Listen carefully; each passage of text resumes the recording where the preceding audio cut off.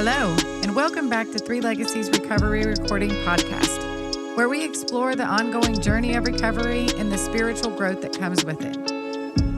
If you enjoy our program, please be sure to like and subscribe to the channel, and don't forget to share with a friend. Please note that the views expressed on this podcast are solely our individual views and do not represent any official stance of any 12-step program. We are not affiliated with any specific recovery organization, and this content should not be considered professional advice for alcoholism or addiction.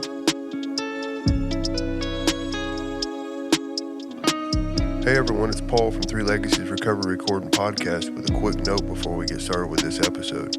It's hard to believe we've been doing this for an entire year now. It's been such an amazing experience getting to know everybody. We already have the majority of 2026 booked up and we have a lot of great guests scheduled. We don't make any money off YouTube or any of the other platforms. This podcast is completely self-supporting and we've spent a lot of money, time, and energy into it simply just because we love doing it. We're not trying to make a profit, but we are trying to cover our upcoming expenses if that's at all possible. If you'd like to be a part of that, you can make a contribution at our Venmo, which is Recovery Recordings 615. We'd like to keep this commercial free. Thank you. Hello, everyone. Welcome back to Three Legacies Recovery Recording Podcast. I'm your host, Paul. Today is April 12th, 2026. This is episode 111. If you'd like to reach us at our email, you can reach us at recoveryrecordings615@yahoo.com. You can also find us. We have a private Facebook page. It's Three Legacies Recovery Recording Podcast. Get over there and send us an invite or requests. And also for the members of the page, if you're already currently a member of the page, if you think that someone may benefit from this podcast, feel free to invite them over to the page. You can also find us. We're on Apple Music, Spotify, Audible, iHeartRadio, several other major platforms. For upcoming events, we have this upcoming week from Vancouver, Canada, Jeffrey B. is going to be on the show. We're calling the episode Sobriety is Progressive Too. Then the following week, next week, we have Amy D. from Louisville, Kentucky. And I'm not sure, we briefly talked last night about a couple of topics, but we're not really sure what we're doing yet. We're just going to let God kind of figure that out for us before then. I am super stoked about today's guest. I have spoke with both of these individuals. I've done a series with both of these guests actually, so really excited about this episode. Today's episode is called GSO and the Groups They Serve. We have Judy L from Westminster, Colorado. How you doing, Judy? I'm good. Happy to be here. Thank you for asking me. Thank you so much for joining us. And Chris S. from Blairstown, New Jersey. Chris. I'm really excited about this particular episode as well. I think there's going to be some really, really interesting conversation today. Amen. And that's actually how I met Judy. Chris was like me and Chris right like probably the first month I had the podcast. We started a series called Inadequate Presentations of the Steps, a guide for sponsorships. It was specifically geared towards people that are getting into sponsorship and had some questions on how to take someone through the big book Alcoholics Anonymous. And Chris had done that series with me, and he suggested, "Have you heard about Judy?" You know, he was talking about how much of a powerhouse she is, and so gave me her information. That's how I call. At the time, Judy was in Italy for several weeks. I think it was like a month or so at the time, and then when she got back, we started our series, which was. We did the 12 traditions in all our affairs is what the series was called. And it was talking about just applying the principles of the traditions in all our affairs, ? Is this even possible? What would this look like on a day-to-day living, practical application? So I'm excited about this. Judy, how's it been? Oh, it's been great. I'm at the tail end of another series of traditions, which I love. And it's springtime. Nice. Heck yeah. Flowers are blooming. Yeah. Life is sweet. Yeah. It's certainly a beautiful time of year here in New Jersey as well. Nice. Yeah. So I'm gonna start, and I'm basically gonna say like what I think this episode is going to cover.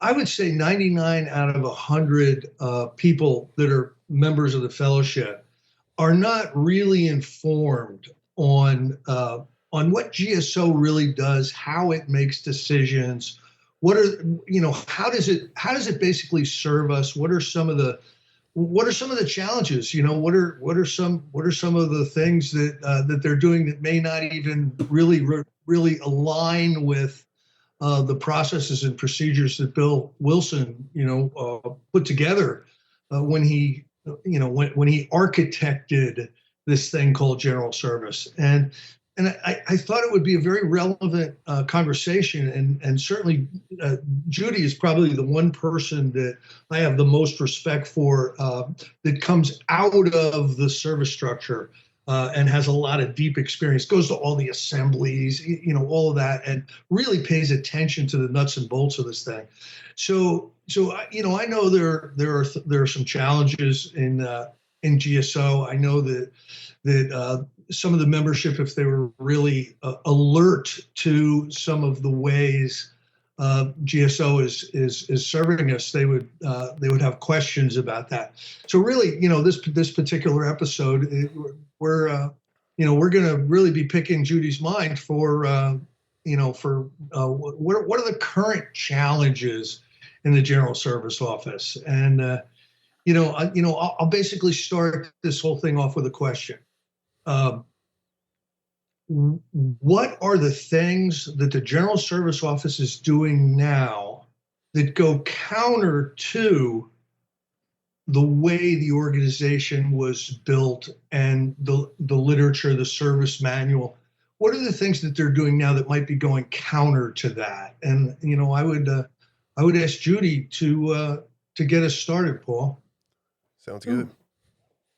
Well, before I point a pokey finger at anybody, let me just start with a little thought that I think is at the base of our misunderstandings, and that is that we say the words an upside down triangle, but we don't respect that there is supposed to be an upside down triangle.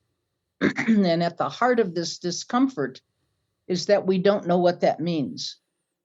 Our sense that the groups are at the top of the triangle and the office, the trustees are at the bottom of the triangle makes perfectly good talking points, but it doesn't explain what that looks like in practice. And so when I meet somebody who's kind of who the press is, and I'm sure we've all heard it, look at all the work that we've done with so few employees, for one. Another is, we work all the time for you. And that's, I'm not saying that's not true exactly. What I'm saying is they are the business arm of Alcoholics Anonymous, and it is their job to do that. They are the employees of the groups. But when we say an upside down triangle, it means that the groups were expected by Bill to have an active interest and participation in what happened in Alcoholics Anonymous. Nice. And at the very root of this problem is another question, which is, do you guys think that the groups accepted that responsibility when Bill passed it through to the groups and allowed himself to be removed as the founder? And he said, we now give this to you, the groups, to manage these things, and here's our guidelines. He was very clear about guidelines, but we had to pick up the responsibility of that. And I had a very recent experience with getting the minutes from my own district, which is a small district compared to some. And, 30 groups, maybe 50, I don't know. But only 15 maybe that show up. And when they do, they were asked the questions this last month in preparation for our delegates going to the conference this coming week. And the questions were about agenda items that we as a fellowship delegate our delegates to vote for us in the interest of making decisions for AA. And these items were presented to each of the groups to take back, discuss, and become engaged with the questions of Alcoholics Anonymous.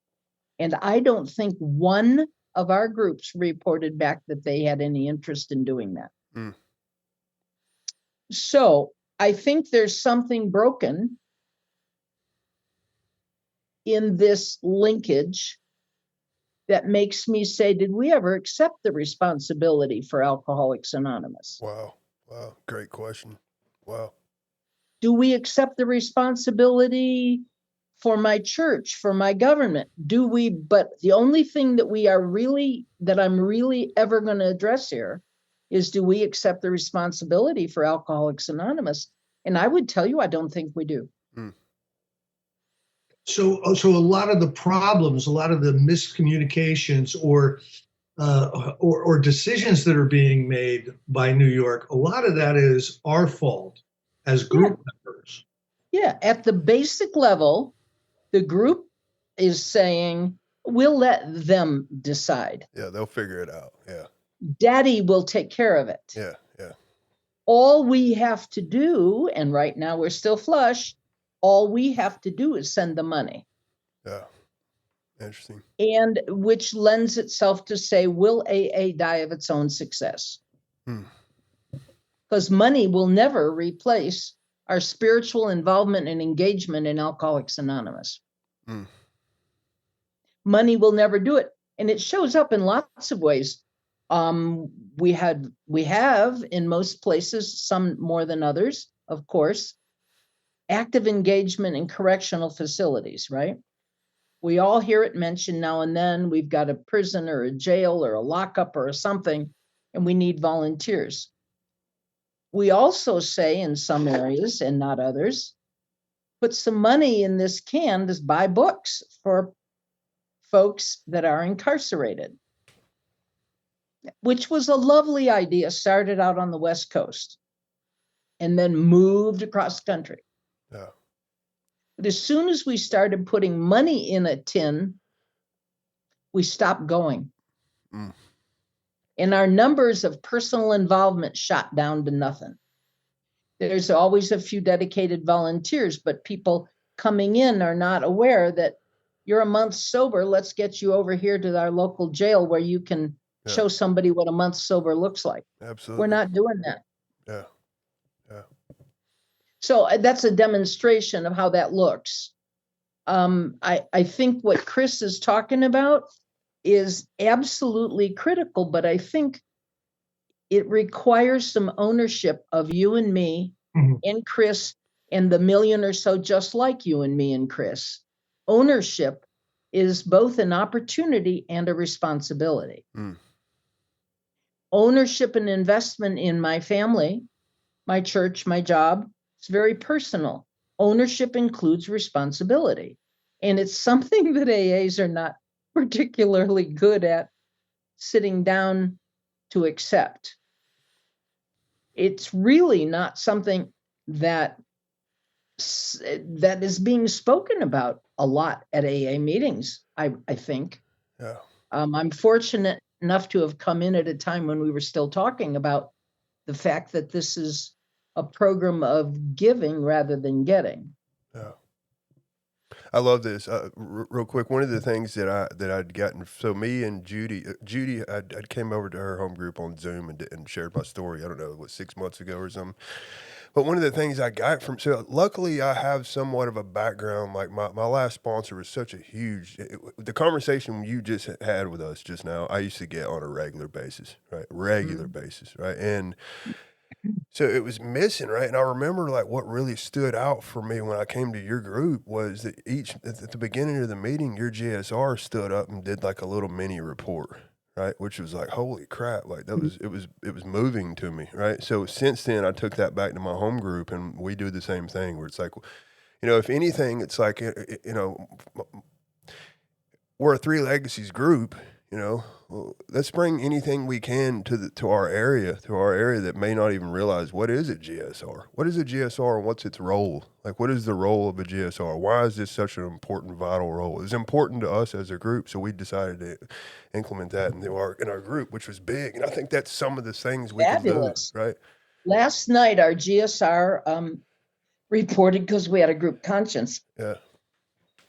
and he said, one of the questions we were asked to consider was, should the Spanish-speaking community encourage, accept, or ask for a plain language big book to be interpreted in Spanish? And guess who we found out? They said, we were never consulted when they did the plain language big book. Why would we want it translated when it would be a translation of a translation that wasn't even done by an alcoholic? Why would we even consider that? Yeah. Yeah. So that kind of thing. Now we all went, oh, Yeah. we didn't know that. We knew something we didn't know before about the process, is what I'm telling you. Yeah. Does that make sense? Absolutely. Let's talk about, let's get this stuff out. Like, more conversations like this are so important. Like, if, so the responsibility is ours. Yeah. And we have over time passed it along to others because it's easier. I have for example, I'm not going to name the conference. I go to a conference. I have gone for over 35 years. And this conference tends to be kind of large. And last year or the year before, I understand that they sent over $100,000 to GSO as overage from the conference. Wow. And we were taught to always include contributions to GSO.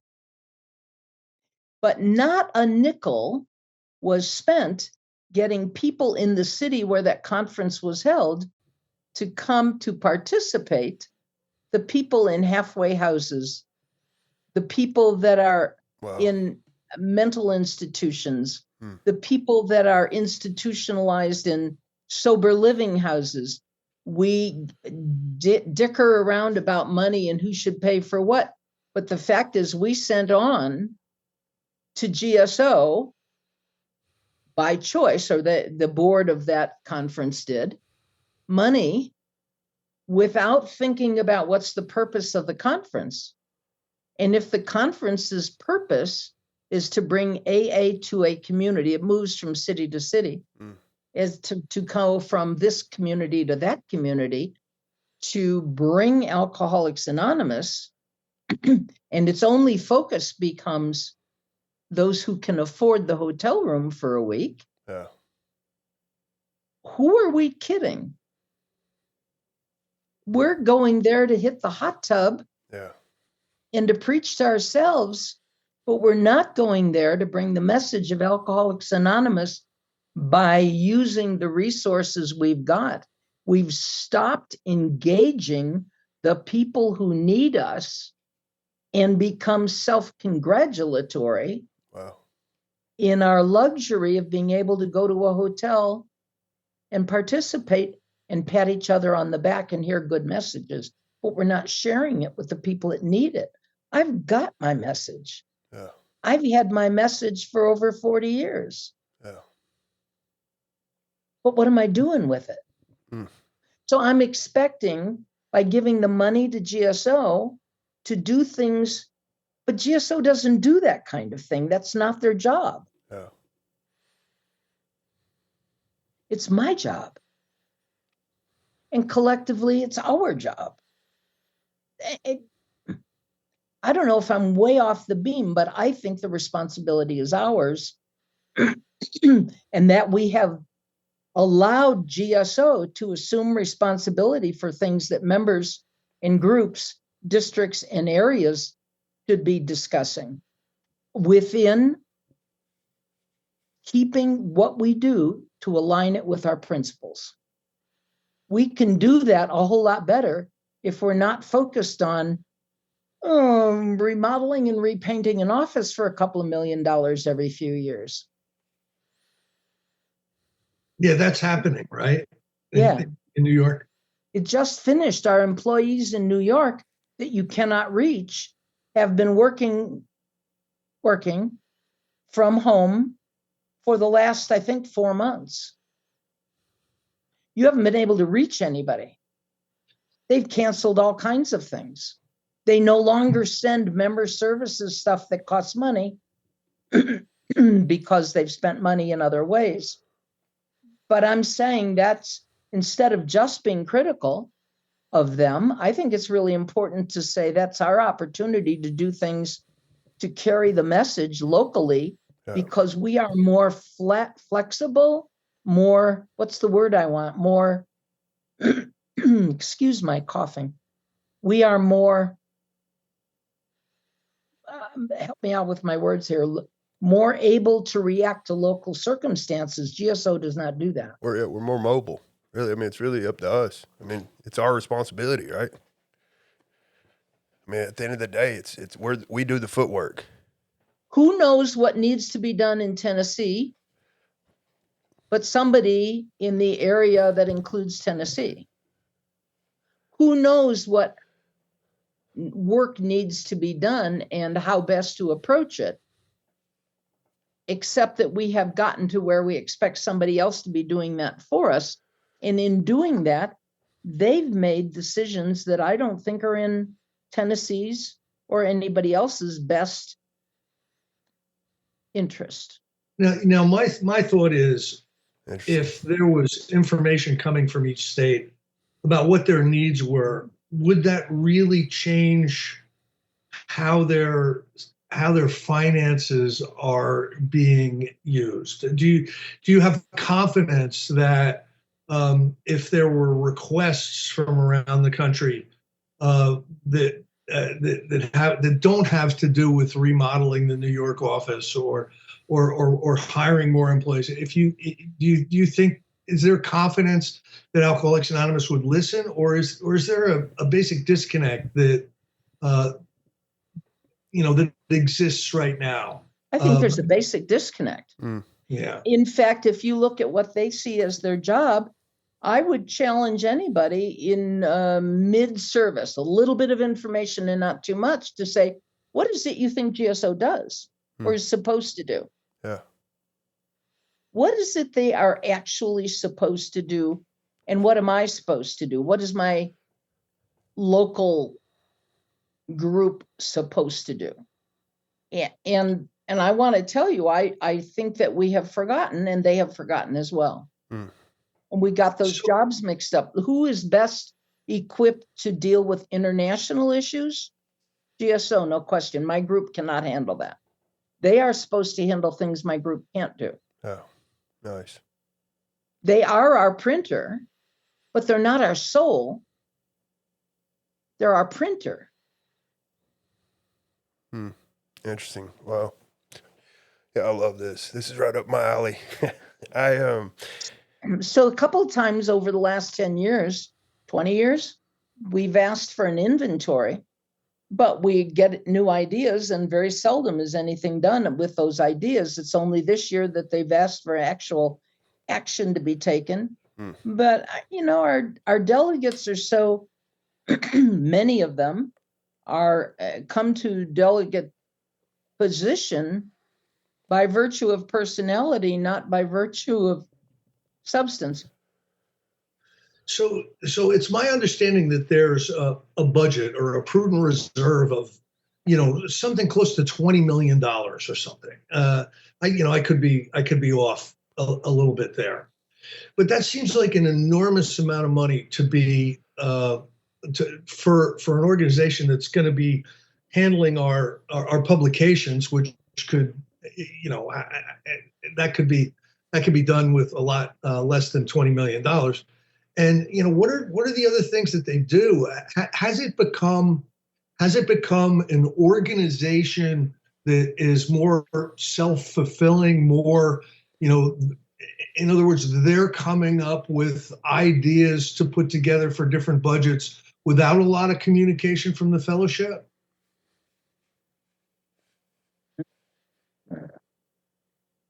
Let me think how to answer that. I don't think most of us understand budgets. Do you read them? I don't read them, but I do understand them. Right. I've been a high level manager, and I lived by the P&L. But basically, my question is, are they able to make decisions just on their own about large expenditures without visibility or interaction from the areas, from the districts, from the assemblies?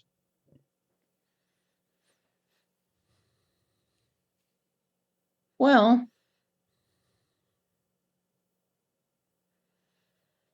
I don't think they have input from areas and districts. I think our treasurer is part. So understand this, we've got groups at the top, let's be real clear. And then we have service structures, and then we have areas getting bigger. And then below that, on this upside down triangle at the very pointy end at the bottom, we have the folks that are doing this kind of work. Our general service board includes a treasurer. Used to be a trustee treasurer. Today it's an employee treasurer, I think. Got a new designation. And our treasurer is backed by an accounting firm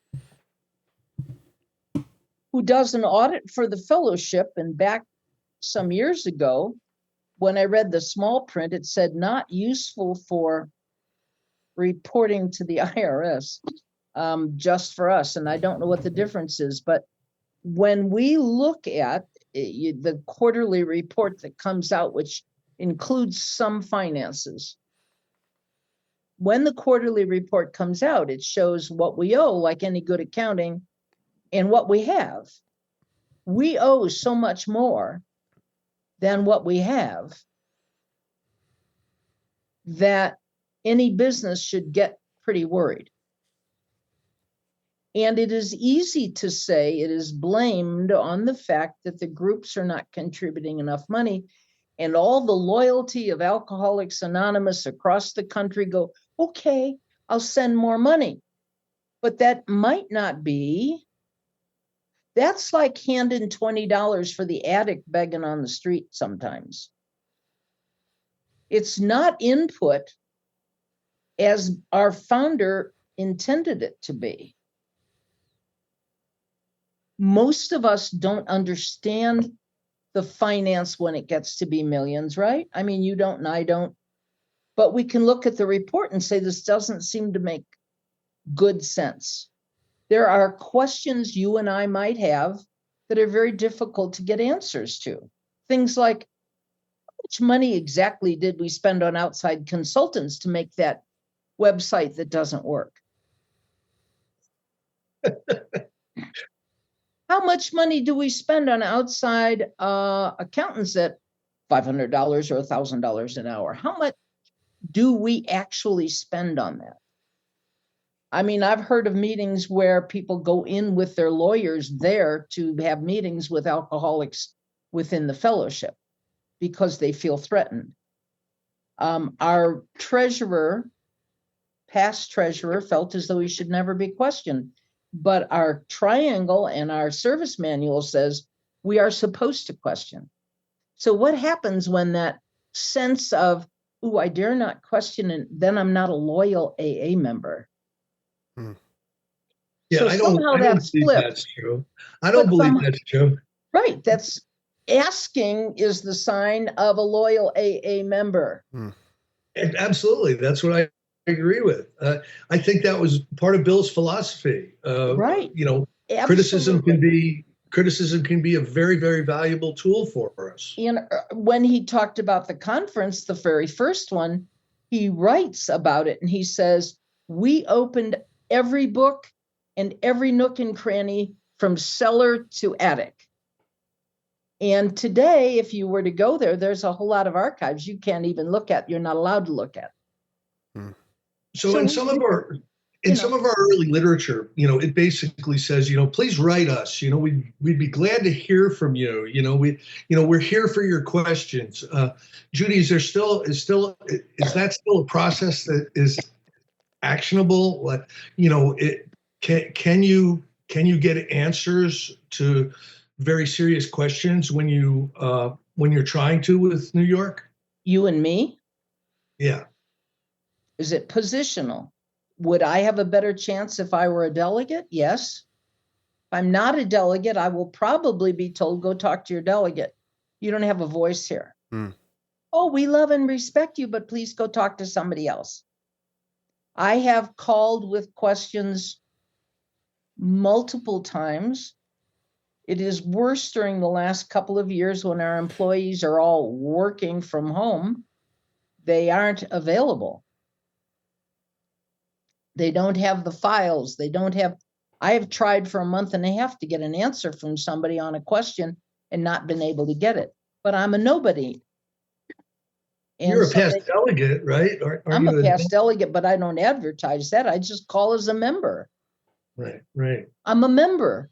I think I'm a member. And as a member, this is my office. I'm told that by everything Bill wrote. I'm told that. We have a policy of corporate poverty. Wow. Bill's writings, when they're being asked to change Bill's writings, my guess is that's the one that's going to go out the door first. Some of those things are really inhibiting to a fellowship that would like more freedom at that level to manage things. And I have been really critical of that. Because I think that over a period of years, slow erosion of trust has been happening, and I think it's continuing to happen. So now groups don't ask. They don't get answers, and they don't ask. And that trust looks like distance between my group and GSO. Ask yourself how often you feel like you should pick up the phone and ask them a question. People don't do it. And if you look at the website, you can't find somebody to call or a name to contact to anyway. So if I drop being critical of that, let's get back to a little bit to a thought. Is this an opportunity? Yeah, right. I want to frame this a little differently. Of course. I'm going to say right now, the three of us love Alcoholics Anonymous. Absolutely. To the depths of our bones. Absolutely. And if it sounds negative at all, it's only in an effort to maybe bring light to something that has an opportunity for positive change. Sure. Yeah. So I'm going to get back to the $20 million budget or whatever it is, Judy. How would a specific AA member really see in a very simple way where all that money's going? Is it possible to see something with visibility? Like I'm only putting $1 in the. Well, I put $5 in the basket, but right. $1 in the basket is terminology. Right. Is it easy to see, when it goes to GSO, is it easy to see percentage wise broken out, where that money is going and what is it doing? What benefit does it have for carrying the message? On a very big scale, you can see where it goes, but I don't think you can find, we used to say, and I think it is still being said somewhat, we use this money to do what the groups and what the conference has asked us to do. And I would like to go back and item by item ask the question, what exactly have the groups asked you to do? Have the groups gotten so distant from the process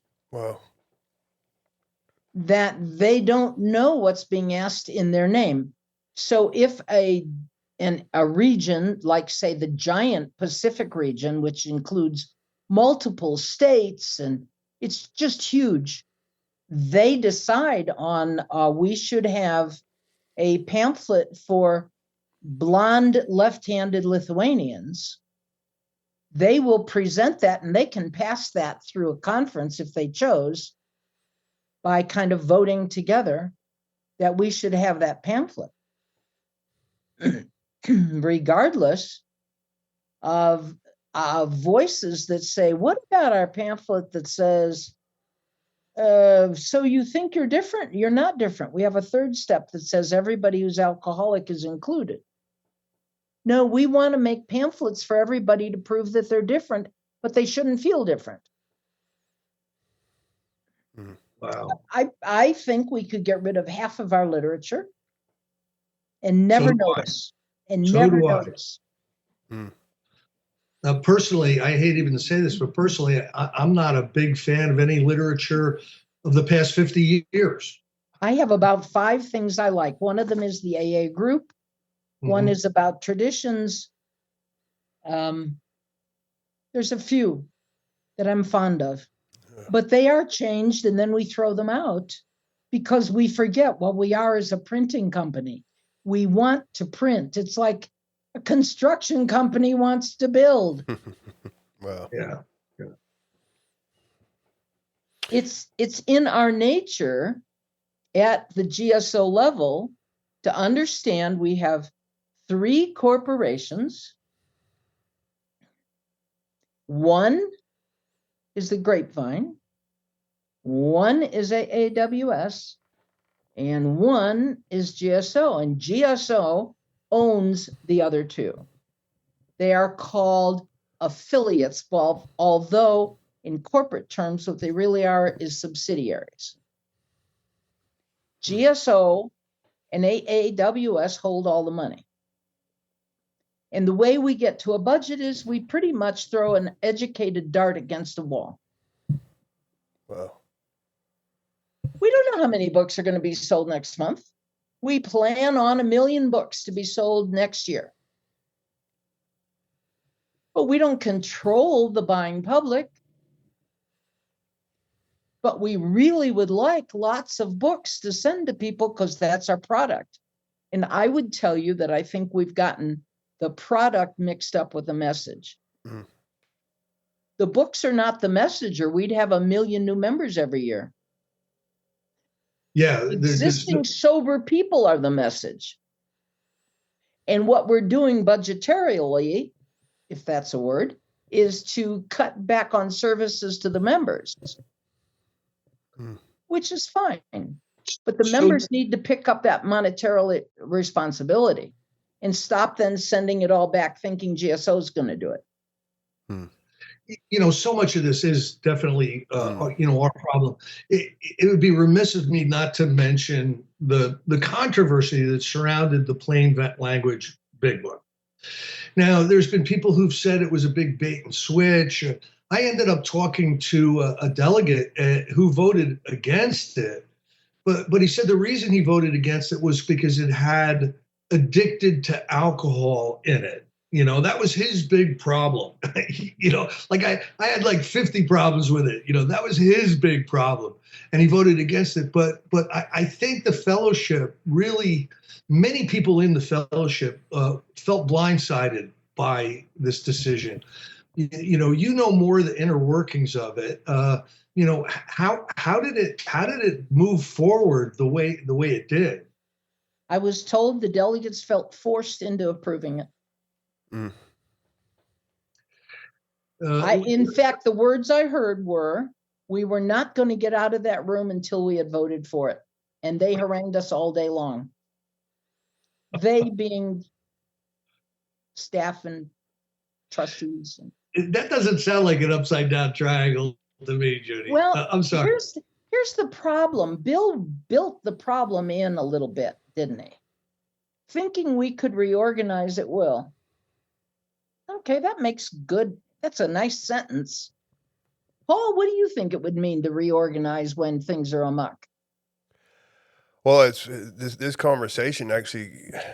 I'm sitting here. What comes up to a lot of the just through this conversation is like, what are we doing? Like, what are we doing? Like as groups and as individual members, as a sponsor, as a person that's active in the district, what are we doing? I mean, at the end of the day, like it's almost like it's kind of like naturally came into this what we're talking about, right? It's like, okay, it's just got kind of watered down. I don't even like using the word watered down, but like there's not enough. No one knows what we're supposed to be doing. There's not enough conversations like this. No one's ever talking about this stuff, right? So it's like, okay, does that make sense? Who's talking about? We spend our time, and we do at my district as well, and at my area as well, by the way. So this isn't just a GSO thing. Yeah. It goes right on down the line, right? It's us. I mean, really, it's a lot of it's us. So we talk about everything, but what's AA going to look like 3 years, 5 years, 10 years, 15 years, or 20 years down the line? What message are we sending to people? We aren't talking about that. We aren't planning on how do we reach, and I think this is where we switch to the responsibilities of us. Yeah. GSO is not flexible enough, not bendable enough, not responsive enough to be able to take actions on things that must be done. Yeah. They're not. But let me pose this thought to you. We who have 10, 20, 30, 50 years of sobriety got a gift. And the gift I got was built on a certain amount of desperation. Right? If you need to sell 100 or 1 million books a year, you need to sell 1 million books a year, whether they're built on desperation or even hope. You just need to get that book out there. And we say, oh, they got to read the book. Oh, they can't read the book. Oh, we need another book.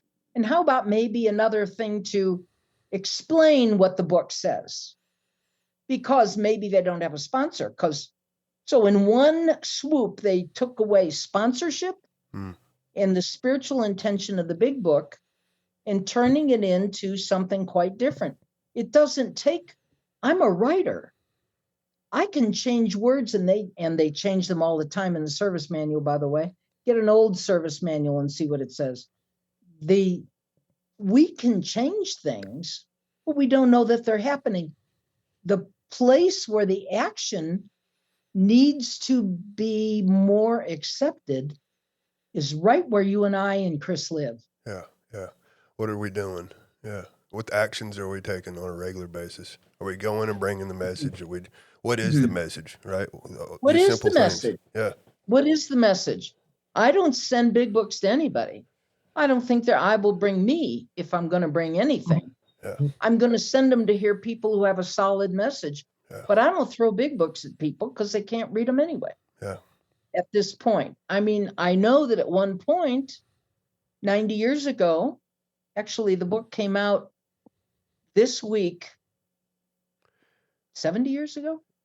It's like 1944, something like that. April 10th. Oh, I was thinking about the big book was published. April 10th, the big book, was published. Yeah. So we have been depending on the big book's profits to keep GSO in its spiritual lane. And I want to tell you, I think that's becoming incompatible. So as a businessman, I'm an ex-businessman.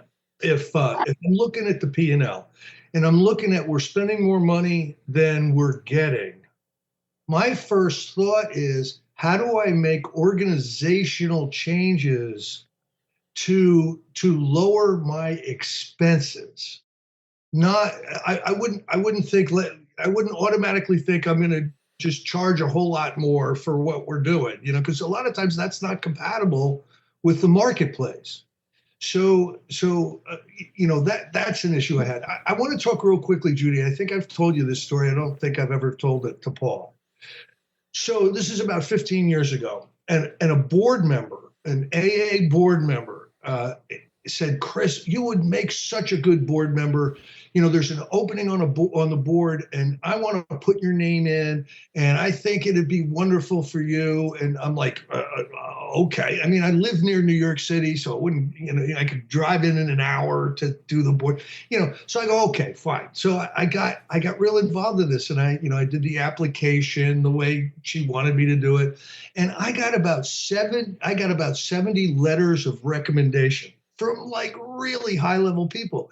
And you got to understand, I'm an NCADD board member. I'm a board member all over the place. I thought it was an absolute shoo-in, and I send it in, and I don't hear anything. So I send an email, and I say, hey, I haven't heard anything. It's been about 3 or 4 months. Oh, we made a decision. I go, okay, you made a decision. I understand. We picked somebody. And I'm like, okay, you pick somebody. He was off the short list. I go, I didn't make the short list. I had presidents at NCADD, presidents at ASAM who were sitting, I couldn't believe I didn't make at least the short list. This wasn't personal. Yeah. But then I asked the question, what were the processes for deciding on board members? How did you decide? And that's when the conversation stopped. I never got another answer. About 6 months later, I'm doing a workshop in Canada, and the guy comes up to introduce me. He came to my workshop, and he says, "Yeah, I'm the new board member." And I'm looking at this guy, and I'm like, listen, he's a nice guy and everything, right? But there's no way that a real organization would pick this guy instead of me. So I say that with all humility. You both know. Now, what I thought from that moment forward was the board itself is this incestuous, like closed door. Let's get Harry because he's not going to cause a lot of trouble.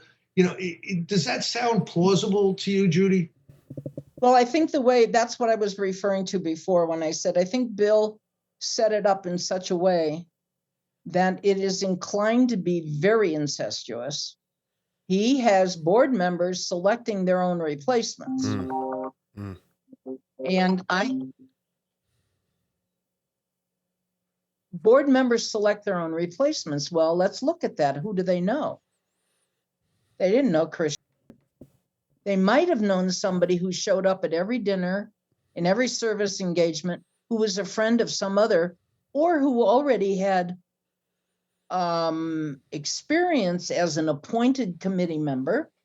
So they saw them all the time. And we don't have time between service gigs of significance. So you can go right from one place to another place to another place, which lends itself towards choosing, in a way, a kind of a nepotism. And that happens all the time. That's baked in to the system. We have a friend that tried to get and whose area put in a request that they have more time between appointed committee members and their ability to stand as a trustee. And I think it was turned down. But that was the point of that, was that our trustees need to be active AA members instead of active corporate boards. And I'm not convinced that they're active AA members anymore, or even active Class A members need to have some understanding of our spiritual mechanisms much more than they get. We have now they supposedly are given the book Servant Leadership, which says and expresses Bill's hope that every leader is a servant and every servant is a leader, and that's what they're supposed to be doing. But then we give them high praise for doing all of this for us. And they do a lot. They do a lot. They give a lot of volunteer work, but with that comes a really hefty dose of prestige and power and authority. And when they're in there for 6, or sometimes people are in that level of service for as much as 10 years, whereas the delegates only have 2. We aren't following our own principle of rotation successfully, so that after a period of time, we sacrifice some efficiency for spiritual efficiency instead. Mm. So you're right, Chris. I don't disagree with you on that, but did that make any sense to you, Paul? It did. Yeah. I tell you what keeps coming to mind for me during this whole conversation is like, what is the short-term goal and long-term goal we can do in this, right? Well, I want to for a start with, solution? you could start with what's our job here in AA. Yeah, like, is it educating, like, as a district, like, for example, I just rotated out of the district in this district, and it was so obvious when the new district members came in, they had a lot of questions, right? They were like, can we do this? Is this, can we do this? What is this? What is this? And something that, luckily I had a long-term general service guy point me in the direction over the last couple of years, because one of the things that he told me and taught me that was so vital for my position was we need to start doing these quarterly workshops. Like, what is my role? Like, if I'm a treatment chair for this district, what is my role? How can we, like, for example, when I came into the position, right? I went in there. Like I said, my last sponsor was a general service guy. He was. I told him, I was like, I just want to go to the treatment center. And he was like, oh, whoa. Go to your district and see what they're doing. Right? Go to your district, talk to the district, find out if they're already going in there, etc. Right? So I was like, okay. I had no clue anything about general service. I go to my district, and when I go in there, there's like 2 or 3 people in the room, and we're in 5 counties. It's a 5-county district right here. There's 2 or 3 people in the room, right? So he was like, he said, I want you to go in there, find out what they're doing, see if there's something you could do to be of service. So that's what I did. I found out that there was a couple people that were, wearing multiple hats, doing the best they can with what they had, right? And then it was like, okay, so they pretty much was like, all right, you're the new treatment chair, right? So what the experience I got from that is like, so again, like I said, a buddy of mine, Steve, was pointing me in the direction. He was like, we need to do quarterly workshops. And in those workshops, it could be something as simple as like terminology, right? So like, what is an inside coordinator? What is an outside coordinator, right? What area, what our district is? What area is our district? What counties? What facilities do we have in our district that are active? Why or the areas or the facilities that we don't have or that we're not active in, why aren't we active? What's our relationship status with them? What is our role here? What are we really here for, right? And so, over the last couple of years, we started, getting a little bit of guidance from people that knew a little bit more about it, that was pointing us in a positive direction. How can we establish something and maybe get some motivation going in a certain direction, right? And I think that was so big because now, at the end of the day, there's still not a whole handful of people that show up at the quarterly workshops, but we're moving in a direction that we feel like is productive. Does that make sense? We're moving in a direction that we feel like is productive. So, I don't know if that makes any sense, but makes a lot of sense. A grand sponsee of mine just showed up at the last district meeting to offer herself to be either a committee member or an alternate treatment person. And our treatment center chose that night to resign. And so our girl, who hasn't even yet taken her 4th and 5th step, is now the new treatment chair. Yeah. Saying, what do you do? I don't know what to do. What is this? Yeah. So some of this involves money, and I want to get back to it first, and then I'll come down to that or up to that piece. We are sending record numbers of contributions to Alcoholics Anonymous. Mm. $11 million last year. Wow. It's huge. And it has been for several years. And all they keep saying is send us money without doing any of what Chris suggested, which is where do we budget ourselves to fit our income?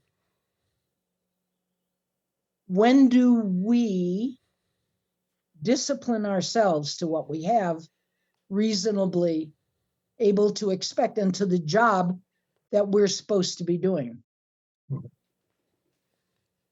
So for that, you have to say, what's the job you're supposed to be doing? They're not doing your treatment job. Those things. So what we have done in my area frequently, well, all of the history I've got actually, in truth, is we starve our local budgets and send the overage to GSO thinking they have the need for the most money. And I'm saying maybe if we decided to be responsible, it might be time to bring that money back and give our committees enough money to meet, enough money to do more. Enough. We're supposed to be poverty stricken, but enough money to pay for a table at a large mental health gathering. That could be handled locally. It doesn't have to be handled by GSO, but we're waiting for them to tell us what to do. And I'm saying, I think that the flow of that needs to change. Yeah, I think we need to be responsible right here and keep some of that money for our local needs, because we are the only ones. GSO does not deal with local needs. It's not their job. Right. Right. So I think there's an enormous amount of education that has to happen, not only for the fellowship, how can you be of service, in the service structure, but there's a lot of education that really needs to happen to for these officers. Mm-hmm. Is there mentorship processes? Can you find people who can help guide you through a lot of the responsibility of these positions? Are there manuals like on how to be this or that or the other thing? Are they good if we have them? We do have them, but this last year we stopped sending them out. Oh, good. You're going to print them yourself locally. Yeah, sure we are. So I'm saying, with all the member services we no longer do, shouldn't the budget then be used to make sure that we have these things and to support a GSR school in whatever way your area sees that fit, or your district, to support a day with professionals, or whatever it is your district thinks it needs, your area thinks it needs. Keep some of that budget so that we could dream of what would we do if we had an extra $5,000 in a budget that we could use to participate in things. Man. What could we do? And then ask for it with concrete plans. I'm saying I think it's time that we were able to consider that, instead of always thinking Daddy's got it handled. Sure, yeah. Your district meeting is important. That's where the meat of AA stuff is being done. Yeah. So sometimes I worry about Daddy too. Like several years back, you remember the original manuscript debacle, right? So for anybody that doesn't know, the very first manuscript that Bill put all his writings and everything, went up to auction. Some private person owned it and went up to auction. And Alcoholics Anonymous decided that's our property. And they sued the individual to stop the auction and all. And it was a debacle. It ended up costing Alcoholics Anonymous millions of dollars in lawyers' fees, and they lost the case and all this stuff. And it really was a debacle. Now, when you see things like that happen, I remember I was quite upset, and I wrote one of the delegates that I knew would respond back to me because he knew me. And I said, all right, as a business person, a huge blunder has been made. Okay, fine. What are the processes and procedures you're putting into place to make sure something like this can't happen again? What are you changing? And the answer was, we're not changing anything. And that just seems like bad business to me. Yeah. So can you respond to that? Like, I understand a lot of this is our fault. We're not participating. More members should be involved in the conversation through the service structure. And I get all that, but what were your thoughts about that whole thing, Judy, with the when original it happened? Oh my God. I wrote a letter that was never responded to. I talked about it conversationally. And what comes up is, if you're a loyal AA person, you trust them to do the right thing. And we didn't. we didn't. We didn't do the right thing. I think we're entitled to make mistakes, but I think we also have the responsibility to explain those mistakes and accept responsibility through our 12-step program, which says 4 through 9. We admit what we've done and we make amends. It was the voice of the fellowship that the lawyer that we had sued had to spend a lot of money on this manuscript question, and we owed him to pay him back. Mm. So where is it we account for several $1 million? Where is it that we account for these mistakes that we have made? I dare you to find them in a financial report. Ooh. I dare you to read it and figure out where the lawyers and the time and the money actually go. Wow. Because it's lumped together. Again, there's some foolishness about, we now have over 100 employees. Our service manual, I think, claims 20, but we don't even have an accurate service manual. And AAWS will tell us that they can change things when they want to, even though it is supposed to be the fellowship's record. If we allow them to change this year, Dr. Bob and Bill Wilson's writings, you know that it's going to have a whole different direction. And it may be unrecognizable in the future as my central office. I want to equip my local AA meeting, my group, and my area with the best information to make sure that somebody's at the door greeting an alcoholic and knowing that we are a place to come. Nice. And I don't think GSO is focused on that. Yeah. Mm-hmm. We are focused on manuscripts, owning things, even though everything we do says we don't own stuff. Yeah. We don't own anything but our own good name. We took it to court, ruined that.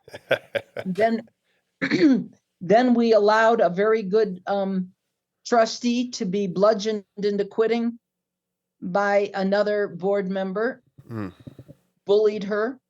We have evidence of bullying that goes on, misbehavior at the board level of that sort, and an inability to rotate after a few years. They just keep moving around, and that's fine. That's them, but it's not if I depend on them to be different. It's not if I depend on them to be different. The delegates have the responsibility to make some decisions and to expect truthful answers.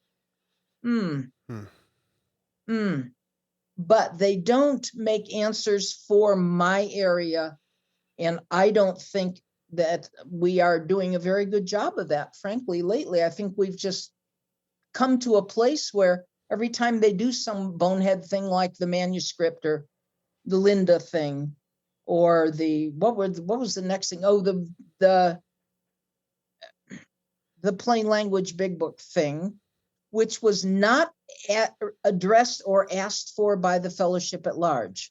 The fellowship did not have that discussion. Somebody decided, and I don't want to say, is it possible, just is it possible, that what we wanted was one new book to sell because we make our money in printing. The same year we came out with a 5th edition Spanish speaking book. That's trickier than it would seem to be, because there's 5 or 6 different kinds of Spanish. We keep trying to get our translations right. They're usually not. But we don't know that. The publishing company. Right. Right. So there are things that I want to say those decisions are not mine. I'm not a delegate anymore. I've transitioned. You get 2 years. Your first year, usually you're pretty ineffective, and they wine and dine you. And so it's really hard to elect people that are aware and thoughtful and have really good sponsorship that has walked them through all of these issues. If you come in there, I'm a delegate. Oh my God, I'm a delegate. I'm important. I'm a delegate.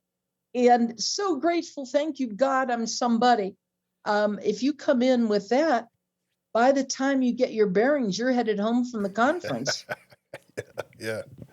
And they even tell you, you don't talk because we don't want to politic anybody. We don't talk about anything, any other subject is being discussed here. We're not encouraged to have discussions, but everything Bill writes says we're better when we have discussions.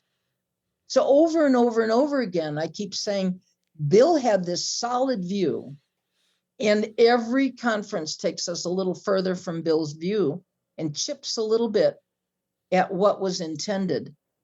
I would change a few things in the big book. I would change a few things in our service manual.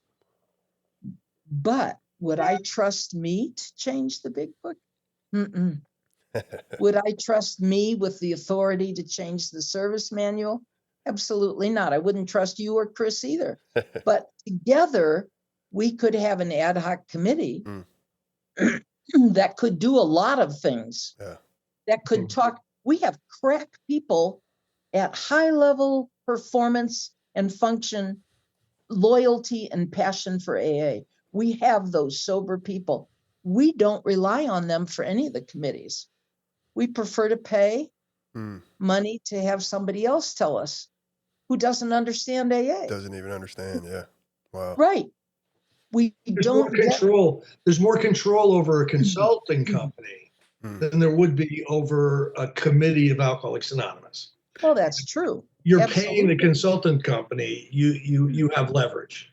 And if you write the RFP or the proposal, give us your feedback. I can write that proposal so that it fits. It's like applying for a job.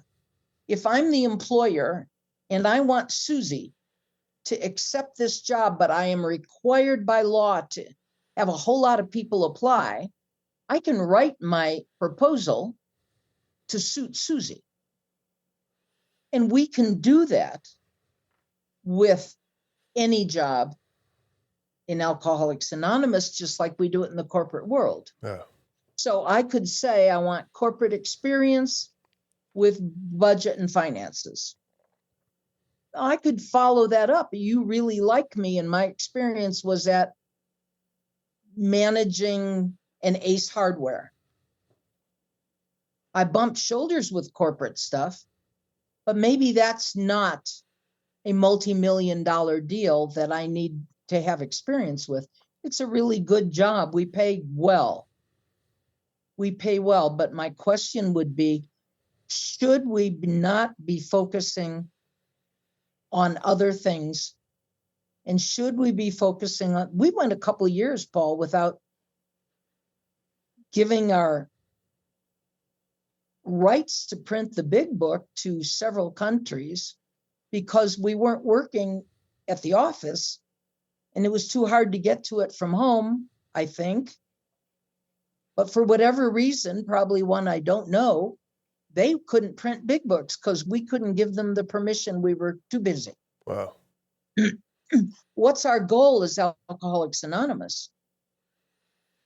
What's our job as Alcoholics Anonymous? So I think they need to focus on international stuff maybe and on printing. And I want to put in a little plug here for a new idea. One more new idea that probably shouldn't see the light of day. I'll just say it anyway. There's a lot of criticism from Grapevine.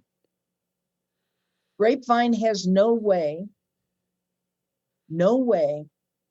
to get money other than subscriptions. But people don't read anymore.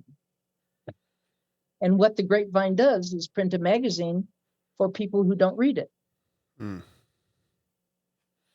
Is there somewhere that we're ever going to get around to as an organization the fact that the 20-year-olds are not the 40, 50, and 80-year-olds? We're talking adult to people who aren't reading. Yeah. And we need fresh eyes on new solutions. Grapevine is doing some of that. It's got a podcast. Nice. It's got meetings online. It's got thoughts of the day. It's doing a lot of online reaching out, much more than AAWS is doing anywhere. Yeah, a lot of digital stuff. Grapevine is currently our one outreach that's going on, and we say, make money. You got to be self-supporting. I would posit to you that if that is our attempt to reach out, that maybe we should just pay the damn bill. Yeah. Because they are doing what needs to be done. Get out there with all the effort you've got And maybe Alcoholics Anonymous should be paying the bill for them to do what they're supposed to do. While the rest of us in our districts and groups should be thinking, how can we turn the big book into a graphic novel? Who's got the skill and ability to do that? Because a plain language big book doesn't help somebody who can't read. Taking the guts of the program and smoothing him into saying things that don't mean anything didn't answer the question either. What do we do about those 20-year-olds that are coming along that you and I have as children and grandchildren that don't read, that are on their phones, that only do short sentences with small words and emojis? Yeah. We aren't addressing them. And I'm waiting for some clever Alcoholics Anonymous district or area to say, we're going to do these bus things and they're going to be within our guidelines. We're going to design a novel and see if it works. Because if it works, GSO will consider it. It's not GSO's idea to come up with. It's ours. Yeah. What if we have a graphic novel? What if we have a sobriety game that is able to be so good that kids want to play it? Yeah. Excuse me. We have to begin to consider that the world that you and I came into, or at least that I came into a long time ago, is not the world of my grandchildren. Yeah. Yeah. And we aren't being facile enough, flexible enough, that by the time GSO does it, my grandchildren will be grandchildren. Yeah. So what are we going to do in the meantime?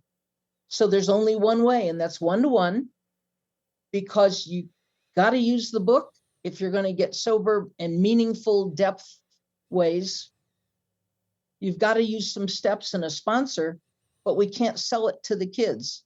I'm trying. Some people are doing that, but I think we're missing the boat. Yeah. It's just an idea to throw out there. What creative Alcoholics Anonymous group or member or district is going to take the ball and run with it and say, let's try something? Yeah. Yeah. And not expect GSO to be doing it for me. Yeah. I mean, even in my personal experience, right? I've only been sober a little over 9 years, right? And I also realize that this what I'm about to say comes with some danger to it. But at the end of the day, like, you know, when I first got sober, it wasn't like me one-on-one with a big book with somebody, like, right? But I'll tell you what really grabbed my attention was when I'd listen to speaker tapes and stuff, right? I could listen to certain speaker tapes and I was just like, holy crap, like this speaks to me. Like I can hear this, you know? Which I also, like I said, I understand that has some dangers that come with it, right? And, you know, one thing I realize stuff like this comes with a responsibility. This platform comes with a certain responsibility. There's a lot of people that listen to this on a regular basis that, you know, it influences in so many different ways, along with AA speakers, people that speak around the world in AA that has such a, you know, like my buddy always says, he says, you know, we got so many wonderful personalities in Alcoholics Anonymous and not all of them really even care about the traditions. You know what I'm saying? You know, so like, but to go back to what you're saying, what's attractive? Like, how many people do I know personally, right? That's just say in active alcoholism, that like goes to and picks up a paper pamphlet on. So I don't get me wrong, I nerd out for pamphlets. I love pamphlets. But how many people will go and there's a pamphlet rack, pick up a pamphlet? Honestly, right? I don't know anybody that does that. You know, it's rare, very rare. And I go to the treatment center pretty often. You know, about weekly. You know, monthly, you know, a few times a month, you know, so what can we do? What are these conversations, you know, that are so vital, you know, like how do we reach, you know, people that we're going to be reaching? What's our future? What's our future look like? So my answer is bring it on home and ask that question where you can be effective. Yeah. Nobody said you should do a podcast. Yeah. At GSO. Yeah. Nobody said that would be a good thing. Nice. I love that. Nobody gave you permission or approval. Yeah. And yet you're doing something good with it. Yeah. It's just, when did we expect it all to be done for us? Yeah. This is a program of self-sacrifice for something bigger than ourselves. Every weekend, one of these famous speakers, and Chris is one of them, goes out of town. He's giving up family time, pleasure time, sleeping in his own bed time. Yep. As he says, getting in the big bed. He gives that up to go to some hotel somewhere Yep. and be with a bunch of people he doesn't even know and experience not only speaking, but loneliness, because you don't know all those people. Yep. Every time. All of that is about sacrifice, and we see it instead as prestige, and Yeah. that's shame on us. Yep. My sponsor said the most dangerous thing he ever did was to speak. Mhm. And I have that in my mind every time I've given a talk. This is the most dangerous thing I have. God, stay with me, speak through me, carry a message, and help me to understand it's you and not me doing it. Yeah. Get to know him a little better. Yeah. Mhm. One by one, we do what we do in Alcoholics Anonymous, and we have very different opinions. I don't expect even that everybody agrees with me. But I think that if I could stimulate some conversation, as Bill says, we generally come up with better answers when we have those kinds of conversations.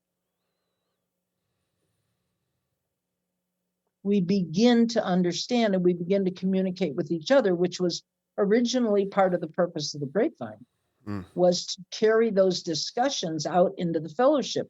We're not carrying discussions into the fellowship using the grapevine. I think if we did, it'd probably be more successful, but maybe not. People aren't reading anymore. Yeah. I cancel a lot of print things because they pile up on my office. Even when they're good things and I think they're really valuable, I just don't. So I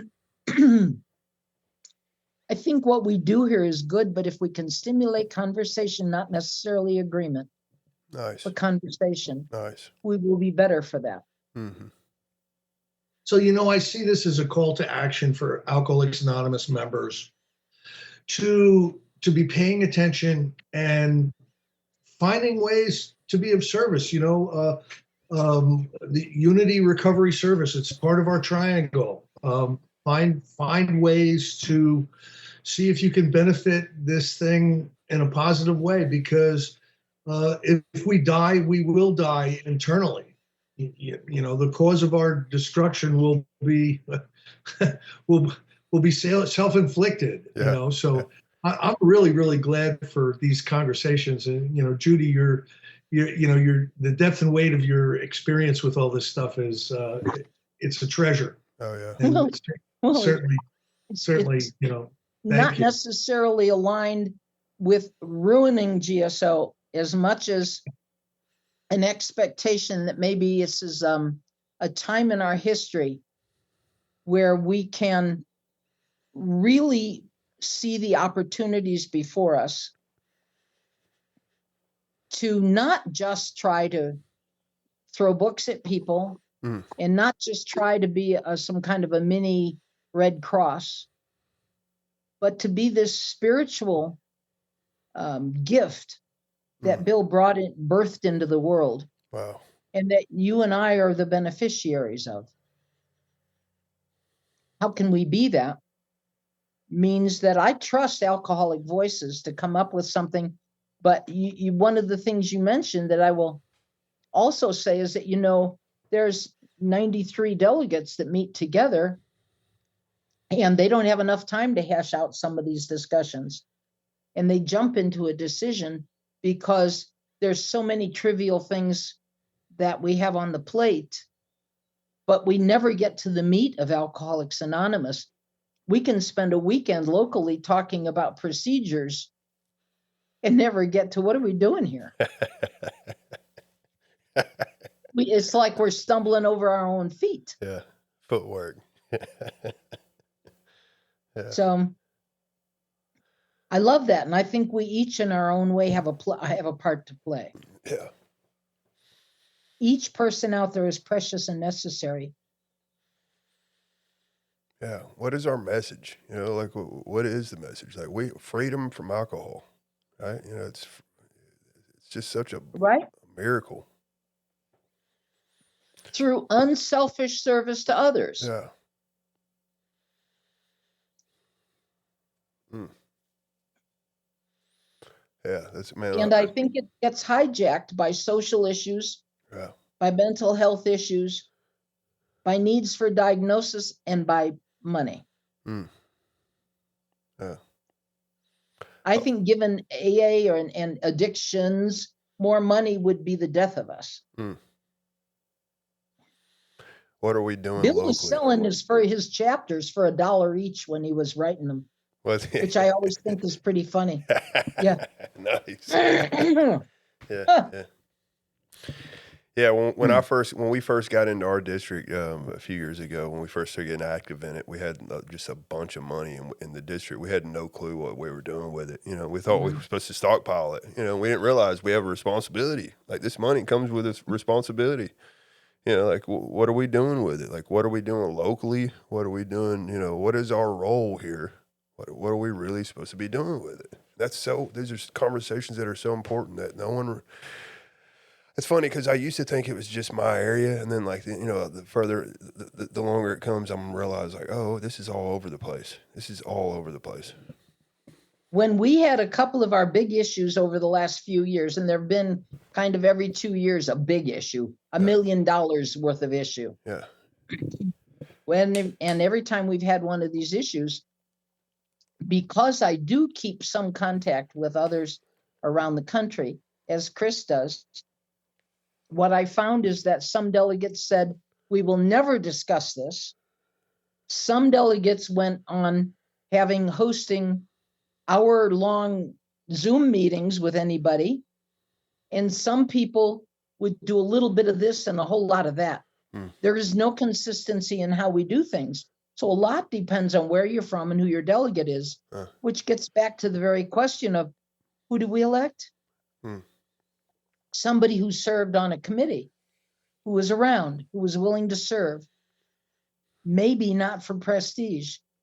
Maybe not the person that needed something on the resume, but a trusted servant who had their heads screwed on straight as alcoholics ever get it. You know, It is us. Golly, it is us. Don Pritz always said, I went and served as your trustee, and I found out that I'm totally unqualified to be your trustee. Nice. Yeah. But I did the job. Yeah, nice. Right? Yeah. And he talked about the sacrifice. I've got GSRs in my district who say, you mean I'm supposed to get in my car and go somewhere? Yeah. I didn't know I was supposed to do that. I would never have agreed to do this job if I had to go somewhere. Yeah. So we're missing the message at the basic level, aren't we? Yeah. Sponsor well. Amen. Man. Amen. One on one, man to man, right? Woman to woman. Mostly. Yeah. Wow. Man, it's my pleasure. This has been awesome, y'all. I thank you so much. Yeah, let's do it some more. Let's come up with some. I love the dynamics of this, and I've been kind of quiet because I'm just learning and trying to soak it all in. You know, I don't. It's just fine, but you're important. Yeah, appreciate it. Same. I mean, it's really important that I have a sense of where you're coming from because you are representative of millions of people. Yeah. How could we do that? What would we do if we could? And how can we change our viewpoint and our understanding when nobody wants to be preached to, nobody wants to be read to, nobody wants to be dictated to? How do we do that? Yeah. Interesting. Bill understood that. Yeah. We're a rowdy bunch. Yeah. It's a miracle. What we're 90? Is it 90 now? Yeah, it's a freaking miracle. Yeah. All right. Well, is there anything? What else? Before we wrap this thing up, we're about an hour and a half in. We got about 5 minutes we're an hour and a half. What do anything y'all want to finish with? Any notes? I just want to thank my friend in his Led Zeppelin T-shirt. Yeah, I was gonna mention that too. Led Zeppelin T-shirt. Yes. For bringing me into his front room today and Yeah. onto this conversation. Yeah. Again, I want to reiterate, I'm not trying to do damage here. Yeah. Yeah. I'm trying to do a little Paul Revere. We love Alcoholics Anonymous. There's no doubt about it. Absolutely. So again, constructive, loving criticism of anything, right? Yeah, I love that.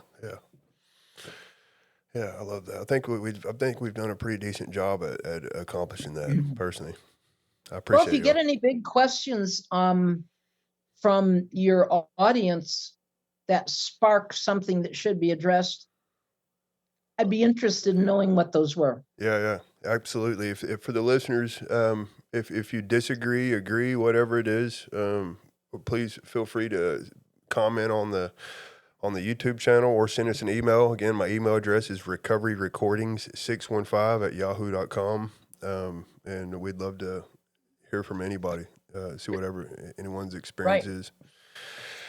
All right. Our principles are too precious to give up. Yeah. Amen.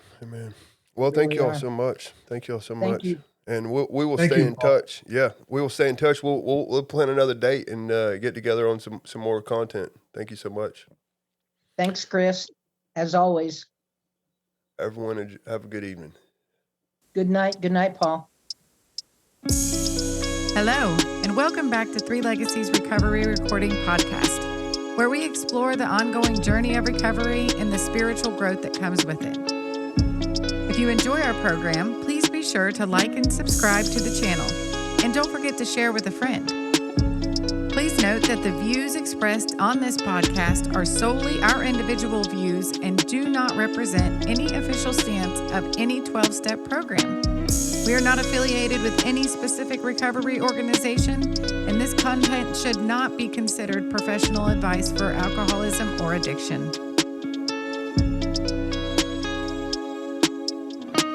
Hey everyone, it's Paul from Three Legacies Recovery Recording Podcast with a quick note before we get started with this episode.